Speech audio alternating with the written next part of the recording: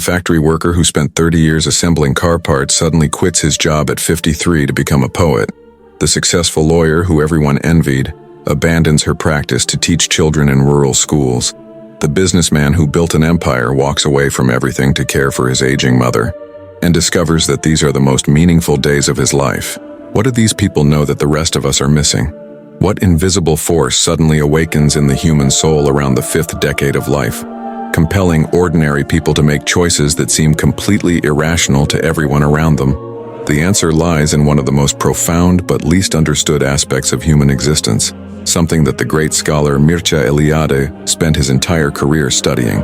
There's a sacred timing to human development that has nothing to do with calendars or social expectations, and everything to do with the deep rhythms of spiritual awakening that have been operating in human beings for thousands of years.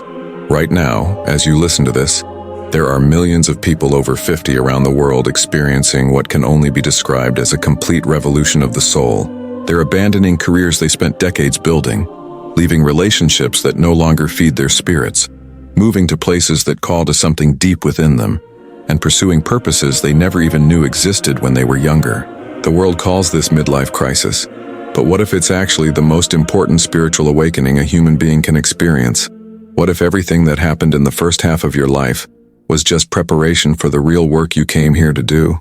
These aren't isolated cases of people losing their minds or having emotional breakdowns. These are examples of what happens when the human soul finally finds its voice after decades of being silenced by the demands of survival, social pressure, and the relentless pursuit of external validation. What's happening to these people is following a pattern that's been observed across cultures and throughout history, a pattern that Eliade recognized as one of the most fundamental aspects of human spiritual development. The calling that emerges after 50 isn't a consolation prize for getting older or a way to cope with declining physical abilities. It's the culmination of a lifetime of preparation, the moment when everything you've experienced, learned, suffered through, and overcome finally comes together to reveal the real reason you're here on this earth. But here's the tragedy. Almost no one is prepared for this awakening because our entire culture is built around the assumption that the first half of life is what matters most. We live in a society that worships youth, productivity, and external achievement while treating the second half of life as a slow decline into irrelevance. We've created a mythology that tells us our best years are behind us once we reach 50, that wisdom is less valuable than energy, that experience is less important than innovation. But what if this entire worldview is not just wrong, but actively harmful to our spiritual development? What if we've been throwing away the most precious phase of human existence because we don't understand what it's for? Eliade, through his extensive study of religious traditions around the world, discovered something that should shake the very foundations of how we think about aging and purpose. He found that in every culture that maintained a connection to the sacred dimensions of existence, the second half of life was considered the most important, the most spiritually significant, the time when human beings finally became capable of their greatest contributions to the world. Think about the great spiritual teachers, artists, leaders, and wisdom keepers throughout history. Moses was 80 when he led the Israelites out of Egypt. Gandhi was 78 when he achieved Indian independence. Grandma Moses didn't start painting until she was 78 and created her most celebrated works in her 80s and 90s. These weren't exceptions to the rule. They were examples of what becomes possible when someone finally understands the true purpose of the second half of life. They were operating from what Eliade called the consciousness of homo religiosus, the fully awakened human being who has transcended the limitations of purely secular existence and connected with the sacred dimensions of reality. But to reach this level of spiritual maturity, they had to go through the same transition that you might be experiencing right now, the often confusing and sometimes painful process of letting go of who you thought you were supposed to be in order to discover who you actually are.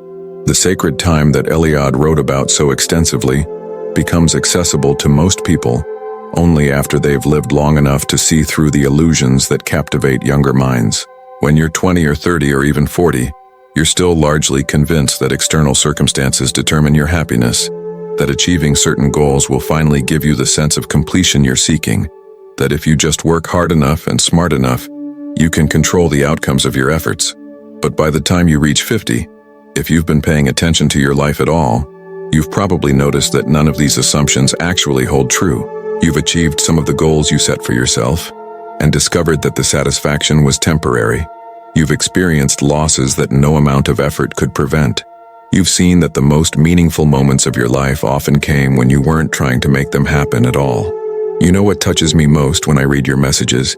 It's realizing that we're not alone in this search. If you're listening to me now and feel that emptiness, that sensation that something important is missing in your life, I want you to know that I understand exactly what you're going through. There were moments when I also felt completely disconnected from the sacred, lost in the midst of a routine that seemed to suck all the magic out of existence.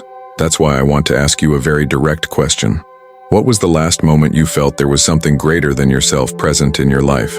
It could have been contemplating a sunset, listening to music, or simply in an instant of silence. If you feel comfortable, write in the comments, "I miss the sacred in my daily life," and briefly tell when that last moment was. Your story might be exactly what someone needs to read today to feel less alone in this journey. And I promise I'll read each comment with the care it deserves. This disillusionment with the promises of external achievement isn't a sign of failure or depression, although it might feel like that at first. It's actually the beginning of spiritual awakening, the moment when your soul finally gets permission to speak above the noise of social conditioning and cultural programming. Eliade understood that this transition from what he called profane consciousness to sacred consciousness is one of the most important developmental tasks of human life, but it rarely happens before the 5th decade, because earlier than that, we're simply too invested in the worldly game to question its fundamental premises. We need to spend enough time pursuing external goals to discover their limitations.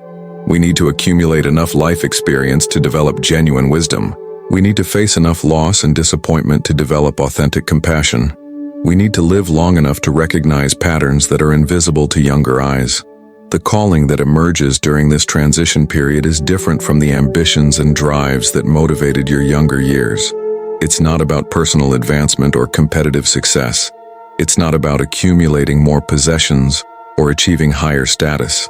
It's about contribution, service, meaning, legacy, and the deep satisfaction that comes from finally aligning your daily actions with your soul's true purpose. This calling often involves sharing the wisdom you've gained through your life experiences, whether that's through formal teaching, mentoring younger people, creating art that expresses truths you've discovered, or simply living in a way that demonstrates what it means to be fully human. It might involve healing family patterns that have been passed down for generations, contributing to causes that matter deeply to you, or developing spiritual practices that connect you with the sacred dimensions of existence. But here's what makes this transition so challenging in our modern world. We have no cultural framework for understanding what's happening to us. Unlike traditional societies that had elaborate ceremonies and rites of passage to mark this transformation, we're left to navigate it alone, often feeling like we're going crazy because our old sources of motivation and satisfaction no longer work. Friends and family members might be concerned about our changing priorities. Colleagues might not understand why we're no longer willing to sacrifice our well-being for external achievement. Society might send us messages that we're over the hill, past our prime, irrelevant to the important business of the world. But what if all of these reactions are symptoms of a culture that has lost its connection to the sacred dimensions of human development? What if the confusion and concern of others is actually evidence that you're moving in the right direction, toward a level of authenticity and purpose that most people never achieve? If this message is resonating with something deep inside you, if you're starting to recognize your own experience in these words, please take a moment to like this video. Your like helps this message reach other people who are going through the same transition, people who need to know that what they're experiencing is not only normal, but necessary for their spiritual development. Eliade observed that every authentic spiritual tradition recognized this transition period as a time of initiation, a passage from one stage of consciousness to another. In Hindu tradition, this is the movement from the householder stage to the forest dweller stage, when the focus shifts from external responsibilities to inner development. In many indigenous cultures, this is when people become elders, not just in age but in wisdom, when they're finally ready to serve as guides and teachers for the community. In Buddhist understanding, this is often when people are mature enough to seriously undertake the path toward enlightenment, having learned enough about the nature of suffering to be motivated toward liberation. These traditions understood something that our modern culture has forgotten. that spiritual maturity requires life experience, that the deepest insights about the nature of existence can only be grasped by someone who has lived through multiple cycles of gain and loss, hope and disappointment, attachment and letting go. The hierophany, Eliade's term for the manifestation of the sacred in ordinary reality, often becomes more frequent and more recognizable during this transition period. You might find yourself suddenly moved to tears by a piece of music that you've heard hundreds of times before. You might experience a profound sense of connection while walking in nature, as if the trees and sky and earth are speaking directly to your soul. You might have moments of inexplicable gratitude that seem to arise from nowhere and fill your entire being with joy. You might find yourself drawn to books, ideas, or practices that never interested you before, as if some inner guidance system is directing you toward exactly what you need for your continued growth. These aren't signs of emotional instability or wishful thinking. They're communications from the sacred dimension of your own being, invitations to explore depths of reality that your younger self wasn't ready to perceive. The axis mundi, the sacred center that connects the earthly and divine realms, often becomes a tangible reality during this phase of life.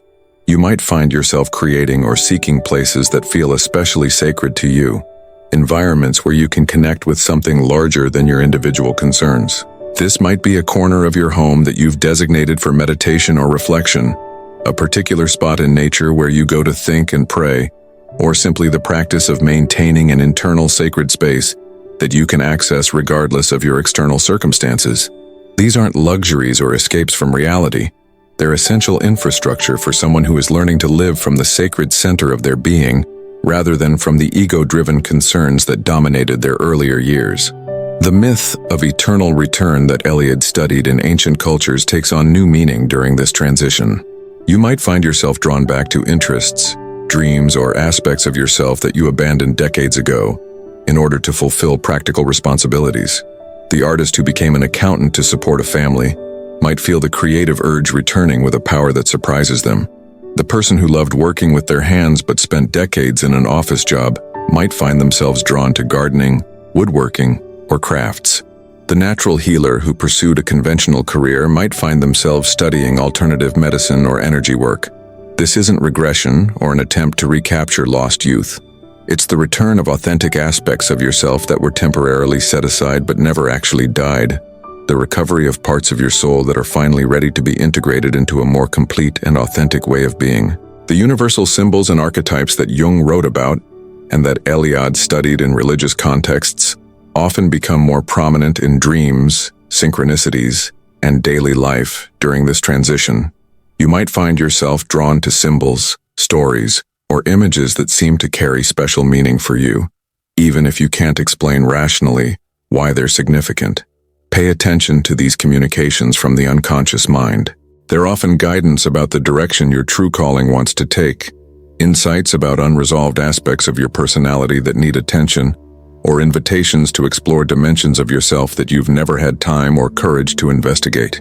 The language of the soul is symbolic rather than literal, metaphorical rather than logical, and learning to understand this language is part of developing the sacred perception that becomes available during this phase of life. The nostalgia for paradise that Eliade identified as a universal human experience often becomes particularly intense during this transition. You might find yourself remembering times in your life when you felt deeply connected to something sacred, periods when life seemed more meaningful and coherent than it does now. This nostalgia isn't a sign of depression or an inability to accept the present. It's your soul's way of reminding you that those experiences of connection are real, that the sacred dimension of existence is accessible, and that your current sense of disconnection is not permanent. The paradise you're remembering isn't necessarily a place you've lost. It might be a state of consciousness that you're being called to reclaim at a deeper level than ever before. The practice of regeneration through ritual that Eliade observed in traditional cultures becomes especially important during this transition. Creating meaningful rituals or practices that mark your changing relationship to time, purpose, and the sacred can help you navigate this transformation with greater grace and intentionality. This might involve daily practices like meditation, prayer, or journaling that help you stay connected to your inner guidance. It might involve seasonal celebrations that acknowledge the cycles of nature and your own changing relationship to them. It might involve creating ceremonies that mark important transitions, like the launching of children, the death of parents, or your own movement from one phase of life to another. These rituals don't have to be elaborate or borrowed from existing traditions. They just need to be meaningful to you. Ways of acknowledging that your life is sacred and that the transitions you're experiencing are part of a larger pattern of spiritual development. If you've made it this far, it's because something inside you recognizes that there's a different path, a deeper way to understand your own spiritual journey. I know what it's like to feel lost amid so much noise of the modern world, seeking answers that always seem to slip through your fingers. That's why I created this space, this refuge where we can explore together the ancient wisdom that still pulses alive in our hearts. When you subscribe to this channel, you're not just clicking a button, you're joining a community of people who, like you, feel that life has deeper layers waiting to be discovered. Here you'll find not just knowledge, but genuine embrace for your thirst for meaning. Subscribe now and be part of this journey of rediscovering the sacred in everyday life. Your soul deserves this gift. The courage required to answer this calling often involves disappointing people who have become accustomed to you playing roles that no longer fit who you're becoming. Family members might resist your changes because your evolution challenges their own comfort with staying the same. Colleagues might not understand why you're no longer willing to sacrifice your well-being for professional advancement. Friends might feel abandoned if you no longer want to engage in activities that used to bring you pleasure, but now feel empty or meaningless. This resistance isn't necessarily malicious. It's often fear-based, arising from other people's anxiety about their own aging and mortality. But your commitment to authentic living isn't something you can negotiate or postpone to make others more comfortable. It's a sacred responsibility to yourself and to the larger purposes your life is meant to serve. The time orientation that governs your daily experience often undergoes a fundamental shift during this transition. Instead of living primarily in anticipation of future achievements or in regret about past mistakes, you might find yourself naturally settling into present moment awareness. This doesn't happen because you've given up on the future or stopped caring about goals.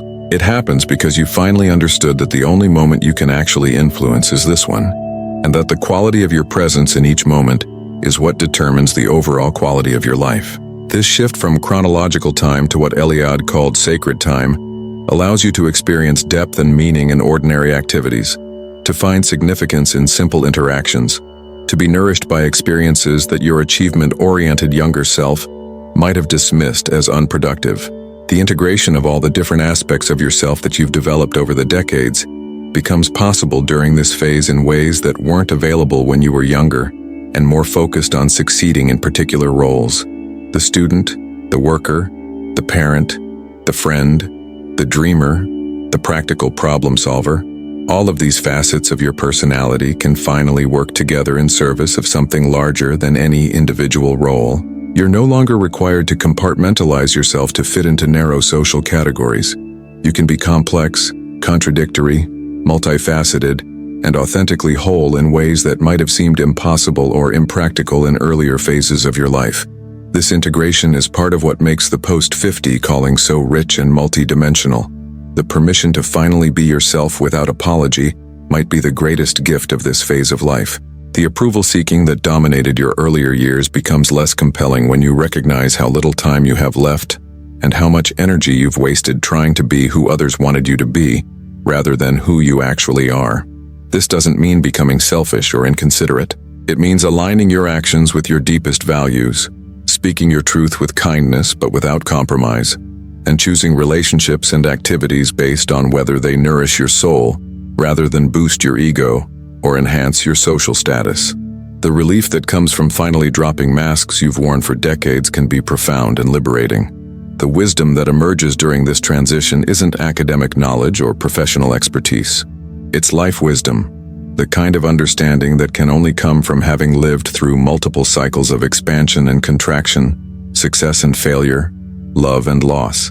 This wisdom often expresses itself not through teaching or preaching, but through presence, through the quality of attention you bring to interactions, through your ability to offer comfort without trying to fix, guidance without controlling, and love without conditions.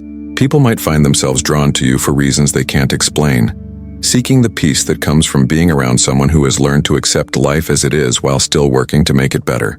The community of people who are navigating this transition is larger than you might think, but we're often isolated from each other by a culture that doesn't acknowledge or support this phase of human development.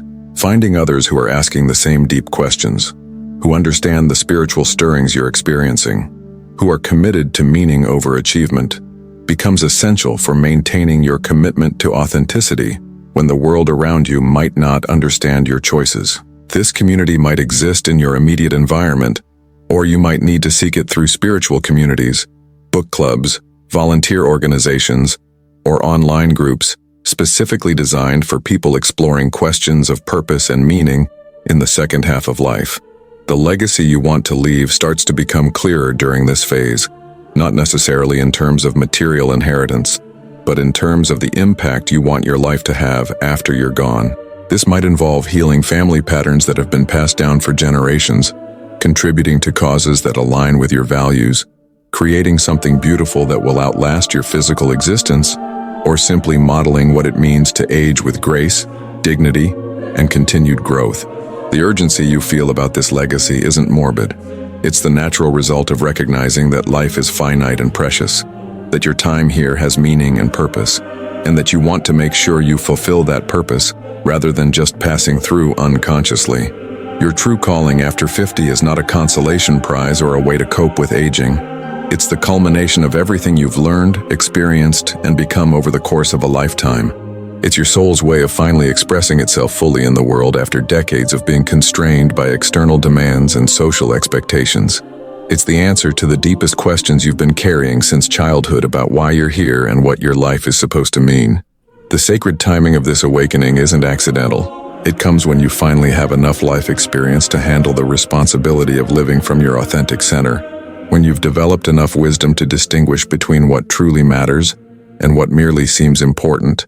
When you've learned enough about love and loss to serve others from a place of genuine compassion rather than ego-driven need for validation. The question isn't whether this calling will come, because it comes to everyone who lives long enough and pays enough attention.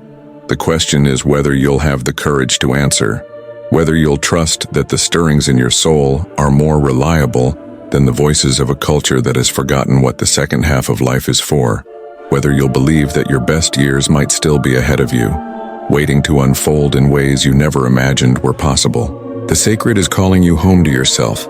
Everything you've been through has been preparation for this moment. Are you finally ready to begin?